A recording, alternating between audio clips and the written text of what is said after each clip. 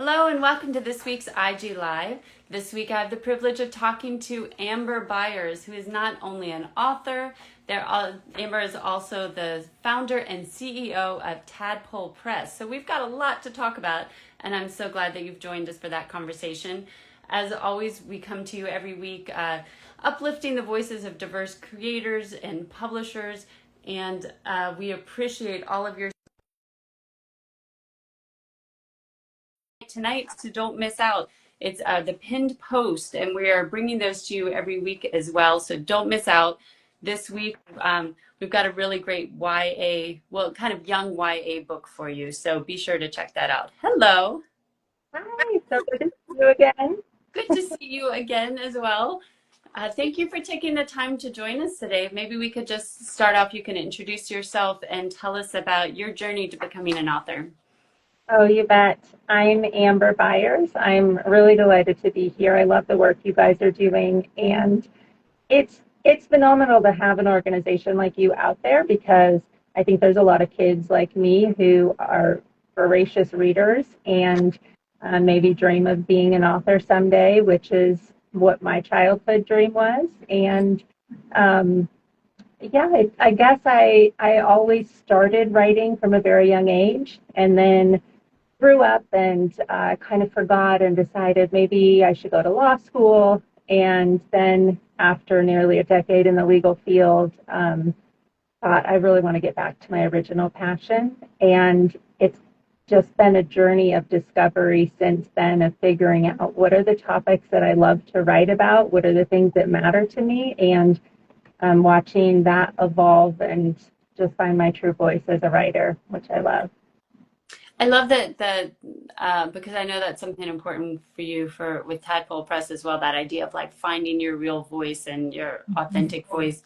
And then so you wrote Sophie and Spot, which won gold medal for best first book in the chapter book category from Moonbeam Children's Book Awards in 2019. Tell us all about the book and what was the inspiration behind it? Yeah, this book is a fictional book, but it is based on or located in the town that I live in. And it's really just a chapter book about the story of a child who wants a dog more than anything. And the idea was inspired by one of my kids, but the book itself isn't our family or our reason for why our kid couldn't have a dog at the time. So that was just my world of, this is what I'm living, this is what I'm hearing about. We're reading every single book about dogs that is out there for kids. And so it was just fun. It was a good starting place for me as an author because, when you go to writing groups, they say most people are just automatically assuming if you say you want to be a writer or an author, oh, you're going to be a novelist. You're going to write a book, a novel. And that seemed really intimidating to me to start off with. So I had started initially with a collection of short stories for adults. But then this idea came through and I was like, you know what, that's easy. I read these kind of books all the time. I can do one of these. And it ended up being quite a bit longer than an average young kids chapter book. But it was just so fun. It's very dear to me and where I was at that point in my life. Well, and so relatable because I have a daughter about the same age, and every book about a cat or a dog, and Yeah. she is also pressing for one of those. So Yeah. I felt like it was there's so many kids that can relate to this story. But I also want to talk about just the representation in the book. And I know I've heard you talk about this. So the main character, Sophie, has two dads, but what was interesting is that's not the main focus of the book, which we need those kinds of books. And there are books like that out there. We need more of them, obviously. But we also need more books like this where it's just there. This is just a different kind of family, but it's not the main focus. Why is that so important? Yeah, that's a great question. And it's interesting to me I think when we are talking about marginalized experiences, whether that's in the LGBTQ community or anything that is slightly outside of here's the common, norm group, we don't introduce heteronormative families as let me set it up and explain that this is happening and explain that this is okay. It's just accepted and part of life and noticeable if you pay attention to it and kind of falls to the background if your focus is on, following the characters or the plot or the other events in the people's lives. And so it seems interesting to me that there's this distinction that we have to almost announce or introduce other types of life. And sure, if for people or kids who haven't had a ton of experience or this is brand new, those books are fantastic. There's a bunch of them that I've read, there's tons in the libraries and bookstores now, and those have a fantastic place because sometimes it can be hard to get that diversity in your real life, depending on where you live or who you're interacting with. And so having that in literature is beautiful to expose kids and to expose people to those ideas. But what I wanted to do was less of an introduction and more of, hey, why aren't there more fathers in especially young children's literature? Why are there so many mothers and there's so many on parenting blogs? There's a uprising of dads on parenting blogs, but there was just so much in that space that I wanted to give different voices, and I wanted to kind of invite other people to the stage, but also recognizing, well, I have relationships with people who are gay. I'm not. And so I, consulted with other people to look specifically at those elements in the book, but not, it's a very fine line as an author to not come in and tell their story for them while also welcoming them into that space. So like use of sensitivity readers, is that kind of what you're talking about? And having somebody kind of read it for... Yeah, I don't think that word existed at the time. Yeah. I think that's a newer thing, but essentially that's what it was. Yeah. Love that. Yeah. And that is interesting because I know you've talked to, I heard you on a different interview talking about how it's, one is that she has two dads, but the other aspect is just having a dad who is very active, main part of the story, because that's something that honestly I didn't notice at first, but my husband did right away, even when my kids were very small. Just the overwhelming aspect of the book is the focus is on mothers and dads, and if the dad is in it, it's usually the mom and the dad. It's not very often that it's just the dad taking the main role. So that's interesting. What kind of reaction did you get? Did you get much pushback, or was it more kids saying, "Oh, finally now I see a family like mine," or were they just focused on the dog? The feedback that I got, it was interesting because when I first shared how I introduced the characters, her fathers, I noticed the straight readers in my writing group were confused and thought maybe Papa was the grandpa, but they weren't sure. But when I sent it to my readers who are gay, they immediately were like, "Ooh, I'm interested. Tell me more." And they saw it. And so it was interesting because some of the straight readers were recommending, no, that was confusing for me, so I think you need to clarify that. Whereas, when I ran it by my friends who are very active in that community and got their reaction, and then once it was published and other readers started reading it, like most people just adored the fact that it didn't have to have a big setup. It was just presented and you get on board. You read the context, you maybe read a little bit further and you realize, okay, we meet Sophie's grandparents later on in the book, but these are the two parents who are raising her, and and then you get to know each of them and their characters. And yeah, it was fun too. This is a little bit of a side note, but as I created Papa and Daddy, I had both of their personalities come from different sides of me. I think a lot of times we do that as writers. Like, all of the characters represent us in some way or another, but it was really fun to play with that juxtaposition of how do they each treat their careers, what stresses them out, when are they relaxed, how do they parent Sophie, how do they handle all this. Right. Yeah, so it was a fun dynamic to work on.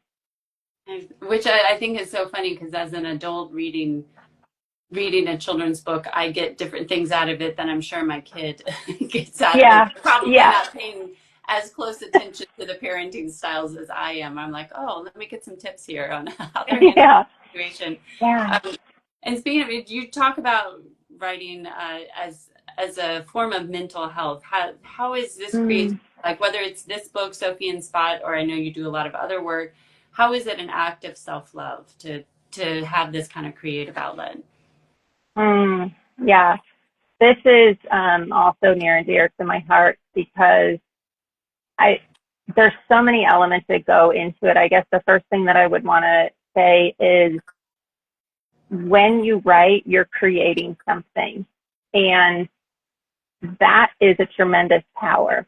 And so to be able to put into words, this is what I want to create. Like you were saying, how your husband recognized the lack of fathers in young children's books? Yeah. And it ties into all of it, the gifts that we give to children of different genders, and the entire different upbringing that children get. And so to create something really positive this is all a make-believe world. Like, yeah, I was based in my city of Lafayette and inspired by things that I've experienced, but to be able to create, this is the story that I want to see. For example, the other thing that is super common in children's literature you could probably name the top 3 foods if the book is set in America. And they're just typical American foods. And I was like, when I read a book, especially when I was writing this, I would get really, really hungry writing some of those scenes. I was like, oh, I wish that was real. But I realized we're inspired in our real lives by art, and that can bring us up. And, in terms of mental health, like, give us hope and give us inspiration. And so I intentionally left out those common foods from Sophie and Spot, and instead wrote about some of our favorite recipes. Like, Sophie makes the cranberry sauce, blending an orange and cranberries in the blender, and gets sticky honey all over herself at Thanksgiving. And they introduced dragon fruit at school, which was Sophie's first time eating that. So that was a little bit of an introduction. But yeah, I guess that's a long-winded answer that ties into a lot of different things, but primarily it comes back to the power of seeing yourself represented, the power of the creative process, and how uplifting that can be. Which ties into your work with Tadpole Press, because I know you're the founder and CEO of Tadpole Press, as we mentioned, and that really the mission is to help diverse writers, as you say, boldly and confidently share their unique stories, which I love. Yes. So can you tell us more about what inspired you to start it? I mean, was there something that happened that made you think, like, oh, we really need to have a better platform than this, or was it kind of something that built gradually?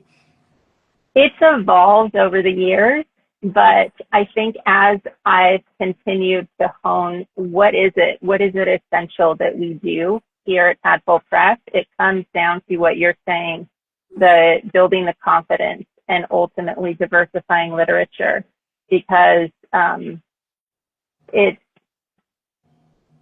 again, like with the traditional publishing industry especially, there is such a limited view of here's a previously successful book, and how can we align the next book to reach those same numbers? Because it invests so many resources and so much time into creating those books. And unfortunately, that narrows the field then, right? When you're trying to be similar but just slightly different.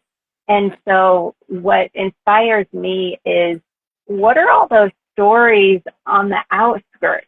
What are all the marginalized voices? What are they thinking about? Not what are they thinking about in this narrow little rigid confines of what could potentially be marketable, but what's unique? Because I've read so much in my life that I'm more interested in things that are new and things that are inspiring and things that are different. And that's not necessarily something that is common in the publishing industry. And so that's one of the main things with the Tadpole Press 100-word writing contest. What we look for is, show us something clever and unique and unexpected that we've never seen before, even if it's just combining two words in a unique and new way, something that takes us out of the ordinary. Well, tell us more about the writing contest, and how, because I know you said that it's there to encourage creativity and community. So how does it work? Like, if somebody wants to submit something, and why a writing contest? Yeah, so this is just, I mean, writing is just who I am. I think I'm just always drawn to it. Every time I had a juncture in my career, I'd come back. And so for me, that's a natural place to start. It's not necessarily the place for writers. Like, it might be the place for non-writers or people who are curious about writing. You know, it's very accessible. 100 words is about the size of a paragraph, or maybe, you know, a poem, depending on how short the lines are, of half page to a page. And it's just something that, for me, realizing I'm less of a novelist and more of a short form writer. I've always loved to write poetry, and I got introduced to microfiction a few years ago and was like, oh my gosh, yes, this is such a unique genre, such a unique style of writing. And so I thought, this is fantastic. How can I build my company around this? And at the time, I offered a host of services. I was doing writing retreats, writing coaching, editing, speaking, all of it. And the contest was the thing that people were just flocking to. And so I narrowed my scope of services and just figured out, how can I fine tune that experience? And people loved the community aspect of it. They loved the uplifting. That's a little bit of the celebration. So regardless of wherever you are in your journey as a writer or a non-writer, let's provide some encouragement for you. So it's less of how can we churn out a new top 1% and more of how can we build the power of the collective. Oh, I like that idea. Did you have any favorite things that have come out of it, either people that you've connected with, or favorite submissions, or, you know, things that have kind of come out of the contest over how long have you been doing it? This has been we just wrapped up our 10th contest. So it's been 6 years now. And the first 2 years, we just did it once a year, and then we switched to twice a year. So that's why it's not quite 10 years, but it's been 10 contests. And it's coming up, is November the next one? Yep, November 30th. But one thing that's fantastic, like what's come out of it, is this is how we thought, yeah, the contest itself is only twice a year, April 30th and November 30th, and people love a deadline, so things get really active those last few weeks. Yeah. But how can we spread out that involvement and give people a place and a platform to engage in that community? So we started doing community write-ins once a month, and those are on the full moon every month. They're just short little half an hour Zoom events. They're free, and you don't have to enter our contest to come be part of it, but a lot of people do enter afterward. And we usually combine it with some quiet writing as well as maybe some writing tips or a writing prompt. And you get to connect with writers. So people are writing when they're on Zoom with you, or they write or they come with something already written, or kind of both? No, just maybe both, but there's usually, we try to build in about 10 minutes of quiet writing each time. It depends on how chatty the group is. So if it's a really quiet group, we can push it to 15 minutes. But if it's a really chatty group, sometimes we just sneak in 5 minutes. So people get to practice their craft, because there's something so powerful about not just hearing about it, but also practicing it in a group, in a community. And you'd be surprised what people can come up with in that short amount of time, especially if they're focused on short form writing. Right. So yeah, we've started doing that once a month, and it's just incredible to see all the writers come together from all around the world, writers of all ages, all skill levels, all genders. It's really incredible.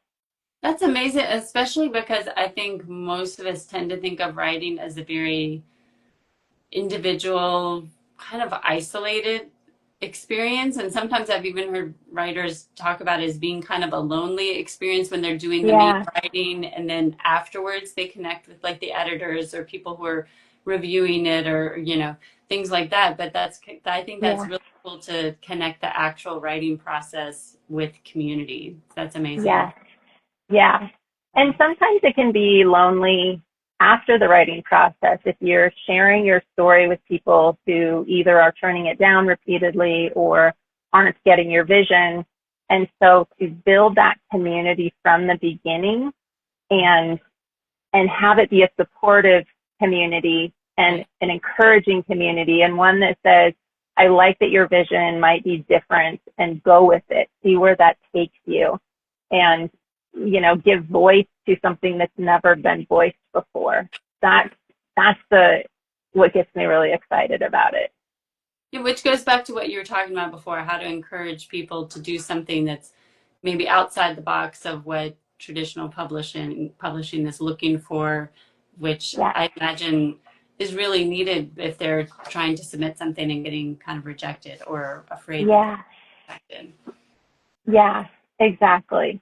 And sometimes, even if we've had people who are working on a longer piece or have been traditionally published, but there is something really freeing about short form writing.